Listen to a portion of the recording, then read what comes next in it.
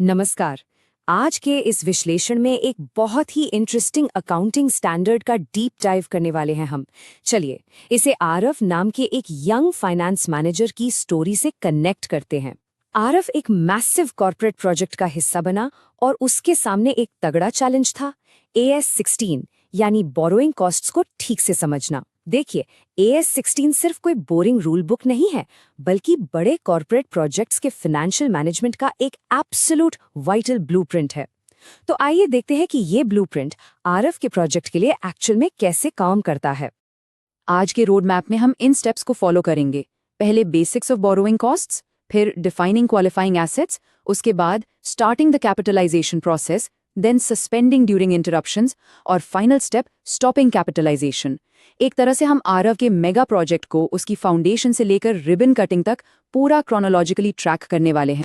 जरा सोचिए, जब एक मैसिव ब्रिज बनाने के लिए बैंक से करोड़ों रुपए बोरो किए जाते हैं, तो उस पर लगने वाला इतना हेवी इंटरेस्ट आखिर जाता कहाँ है? क्या वो बस हर साल के प्रॉफिट एंड लॉस स्टेटमेंट में एक खर्च बनकर गायब हो जाता है? सच्चाई ये है कि हमेशा ऐसा नहीं होता। कभी कभी ये इंटरेस्ट कैपिटलाइज होकर उस ब्रिज या एसेट की फाइनल वैल्यू का ही एक हिस्सा बन जाता है। और लिटरली यही वो सबसे बड़ा कॉन्सेप्ट था जो आरव को अपने नए प्रोजेक्ट के लिए मास्टर करना था। तो चलिए सबसे पहले इस अकाउंटिंग कॉन्सेप्ट की नींव रखते हैं और सेक्शन 1 पर चलते हैं, basics of borrowing costs. Borrowing cost की इस डेफिनेशन को क्लियर करना बहुत जरूरी है, क्योंकि ये सिर्फ साधारण बैंक इंटरेस्ट नहीं है। इसमें बैंक के कमिटमेंट चार्जेस, फाइनेंस लीज पर लगने वाले चार्जेस और यहाँ तक कि फॉरेन करेंसी लोन्स के कुछ स्पेसिफिक एक्सचेंज डिफरेंसेस भी शामिल होते हैं। आरव को भी शुरुआत में एग्जैक्टली यही समझना था कि AS16 के हिसाब से बोरोइंग कॉस्ट एक्चुअली एक काफी ब्रॉड टर्म है। अब आते हैं एक बहुत ही क्रूशियल पॉइंट पर, सेक्शन 2, डिफाइनिंग क्वालिफाइंग एसेट्स। यहाँ सबसे बड़ा सवाल ये उठता है कि आखिर किन एसेट्स को इन बोरोइंग कॉस्ट को अब्सॉर्ब करने की इजाजत मिलती है। यहाँ एंट्री होती है क्वालिफाइंग एसेट की। ये बेसिकली एक ऐसा एसेट है जिसे अपने इंटेंडेड यूज या सेल के लिए रेडी होने में एक सब्सटैंशियल पीरियड ऑफ टाइम यानी काफी लंबा वक्त लगता है। ICAI स्टैंडर्ड के मुताबिक इसमें एक रिब्यूटेबल प्रिजम्पशन होता है कि ऑर्डिनरीली इस सब्सटैंशियल पीरियड का मतलब 12 महीने का समय है। आरव की एक बड़ी जिम्मेदारी इन्हीं क्वालिफाइंग एसेट्स को ठीक से पहचानने की ही थी। क्वालिफाइंग और नॉन क्वालिफाइंग एसेट्स के बीच का ये डिस्टिंक्शन AS16 की बाउंड्री को एकदम क्लियर कर देता है। एक तरफ देखिए क्वालिफाइंग एसेट्स को, जैसे बड़े पावर जनरेशन फैसिलिटीज या हेवी मैन्युफैक्चरिंग प्लांट्स जिनको फिजिकली बनने में लंबा वक्त लगता है, और दूसरी तरफ है नॉन क्वालिफाइंग एसेट्स, जैसे रूटीन में बनने वाली इन्वेंट्री, फाइनेंशियल इन्वेस्टमेंट्स या वो एसेट्स जो अक्वायर करते ही लिटरली तुरंत यूज के लिए रेडी हैं। ऐसे रेडी एसेट्स पर लगने वाले इंटरेस्ट को हम कभी कैपिटलाइज नहीं कर सकते। Simple put, passage of time ही सबसे बड़ा अल्टीमेट टेस्ट है। अगर किसी कंस्ट्रक्शन को प्रिपेयर होने में सब्सटैंशियल टाइम नहीं लगता, तो लोन पर लगे इंटरेस्ट को direct profit and loss statement में एक इमीडिएट एक्सपेंस की तरह ट्रीट करना पड़ता है। आरव के प्रोजेक्ट में यही टाइम फैक्टर ही सबसे बड़ा डिटर्मिनिंग टेस्ट था। अब चलते हैं उस एक्साइटिंग फेज पर जहां एक्चुअल ग्राउंड लेवल काम शुरू होता है। Section 3, starting the capitalisation process. एक कंपनी एग्जैक्टली किस दिन से अपने इंटरेस्ट को एसेट की कॉस्ट में जोड़ना शुरू कर सकती है, इसके लिए एक बहुत स्ट्रिक्ट रूल ऑफ 3 बनाया गया है। पहला, एसेट पर एक्चुअल एक्सपेंडिचर होना शुरू हो गया हो। दूसरा, लोन पर बोरोइंग कॉस्ट्स इनकर हो रही हों। और तीसरा, एसेट को रेडी करने के लिए एक्टिव प्रिपरेशन इन प्रोग्रेस हो। याद रखिए, जब तक ये तीनों कंडीशंस एक ही वक्त पर यानी साइमल्टेनियसली मीट नहीं होती, कैपिटलाइजेशन स्टार्ट हो ही नहीं सकता। आरव की चेकिंग पूरी तरह इन्हीं 3 स्ट्रिक्ट रूल्स पर आधारित थी। चलिए इस स्ट्रिक्ट रूल सेट को PRM लिमिटेड के एक प्रैक्टिकल एग्जाम्पल से समझते हैं। उन्होंने बैंक से लोन लिया जिसका टोटल इंटरेस्ट 18 लाख रुपए था। अब इसमें से सिर्फ 50 लाख का शेड कंस्ट्रक्शन, जो कि एक क्वालिफाइंग एसेट था, वही कैपिटलाइजेशन का हकदार बना।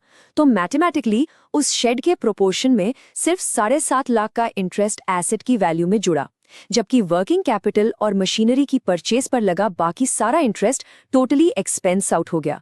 आरव ने एब्सोल्युटली यही एग्जैक्ट लॉजिक अपने मेगा प्रोजेक्ट कैलकुलेशंस में लगाया।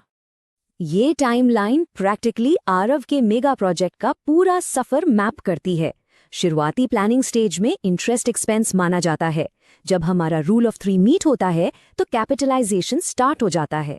अगर किसी वजह से एक्टिव डेवलपमेंट लंबे समय के लिए रुक जाए तो एक सस्पेंशन फेज आता है, और आखिर में जब एसेट सब्सटैंशियली कंप्लीट हो जाता है तब सेसेशन यानी कैपिटलाइजेशन रोक दिया जाता है।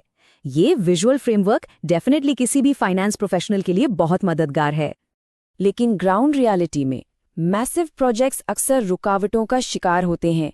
इसीलिए अब चलते हैं सेक्शन 4 की तरफ, सस्पेंडिंग ड्यूरिंग इंटरप्शंस।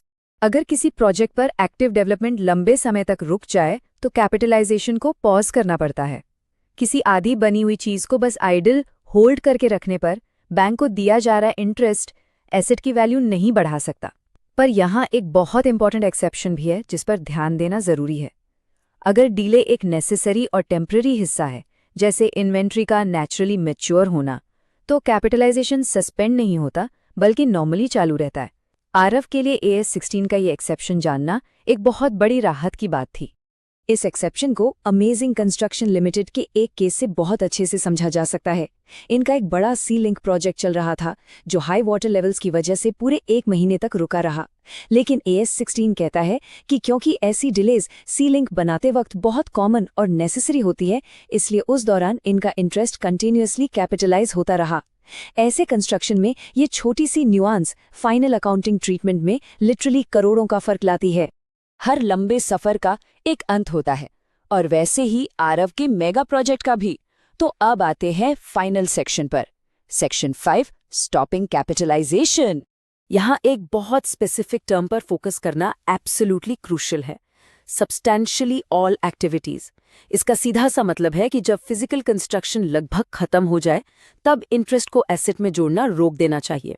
अगर थोड़ा बहुत रूटीन एडमिनिस्ट्रेटिव काम बचा है या किसी यूजर की डिमांड पर माइनर इंटीरियर डेकोरेशन चल रहा है, तो उसे एक्सक्यूज बनाकर कैपिटलाइजेशन को अननेसेसरी लंबा नहीं खींचा जा सकता। कंप्लीशन को लेकर एक और मजेदार ट्विस्ट सामने आता है जो टोटली प्रोजेक्ट के नेचर पर डिपेंड करता है। अगर एक बड़ा बिजनेस पार्क या एंटरटेनमेंट पार्क बन रहा है जहां अलग अलग बिल्डिंग्स या राइड्स इंडिपेंडेंटली ओपन की जा सकती हैं, तो वहां कैपिटलाइजेशन फेजेस में रुकता है। पर अगर एक स्टील मिल जैसा कॉम्प्लेक्स इंडस्ट्रियल प्लांट है जहां सारे प्रोसेसेस सीक्वेंस में जुड़े हैं, तो वहां कैपिटलाइजेशन तब तक चलता रहेगा जब तक पूरा का पूरा प्लांट बनकर कंप्लीटली रेडी ना हो जाए। इस विश्लेषण को एक दिलचस्प विचार के साथ रैप अप करते हैं। सोचकर देखिए, अगर एक कंपनी किसी मेगा प्रोजेक्ट पर करोड़ों के इंटरेस्ट को डायरेक्ट एक्सपेंस लिखने की बजाय कैपिटलाइजेशन के रूल से एसेट में शिफ्ट कर दे, तो बैलेंस शीट और प्रॉफिट मार्जिन्स पर इसका कितना ड्रास्टिक असर पड़ेगा। AS 16 के ये स्ट्रिक्ट बाउंड्रीज कंपनी के रिपोर्टेड फाइनेंशियल हेल्थ की पूरी तस्वीर लिटरली एक झटके में बदल सकते हैं। यही वजह है कि आरव जैसे फाइनेंस प्रोफेशनल्स इन गाइडलाइंस को इतनी बारीकी से अप्लाई करते हैं। उम्मीद है इस चर्चा से बोरोइंग कॉस्ट्स को एक नए और क्लियर पर्सपेक्टिव से समझने में जरूर मदद मिली होगी।